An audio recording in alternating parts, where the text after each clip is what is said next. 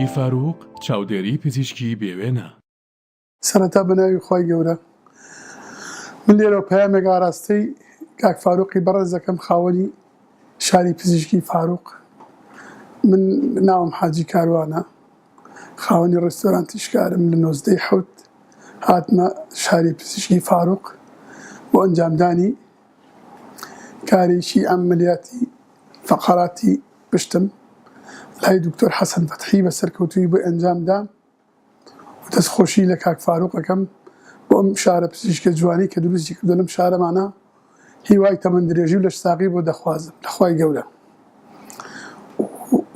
زۆر دەستخۆشیتان لێ یەکەم بۆ هەموو کارمەندان و دکتۆر و کارگوزار و هەموو ئەو کارمەندانی کە لەم شاری پزیشکی فاروقدا ئیش دەکەن بەڕاستی خزمەتێکی بێهاوتا پێشکەش بە نەخۆش و هەموو کەس پێشکەش دەکەن.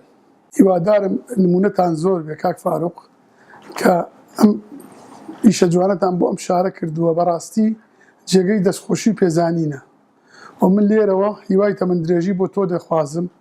هیوادارم چەند کەسانێکی وەکو تۆ بە ئازایانە بتوانن ئەم شتە باشانە پێشکەش بەم شارە خۆشەویستەمان بکەن. لە کۆتاییدا هیوای لە شتاقی و تەمەندرێژی بۆ دەخوازم. حەزی شتەکەم ناوت بنێم دەوڵەمەندی ئازا، دەوری جەنابت دەوڵەمەندێکی بەتوانا و بە ئازای کە توانیوتە ئەو هەموو سەرۆت و سامانەی خۆ پێشکەش بەم شارە بکەی کە لەم ڕۆژەدا هیچ خانجازێک بە جەنابت ناگات. ئەمە جەنابت حەقی وایە نازناوی پیاوێکی ئازاد لێ بنێن دەوڵەمەندی ئازا، دەوڵەمەندی ئازا. دەوڵەمەند هەیە لەم شارەی ئێمەدا ناتوانێت سیارەیەک بخۆی بکڕەڵێ زۆرۆف تەواو نییە. جەنابت ئەم هەموو سەرۆت و سامانەی خۆت پێشکەش بەم شارە خۆشەویستەی خۆ کردووە بەبێ مقابل جێگەی پێزانین و خۆشحاڵیمانە.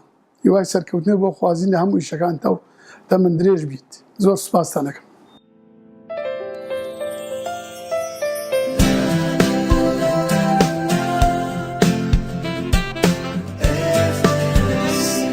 شاری پزیشکی فاروق چاودێری پزیشکی بێوێنە.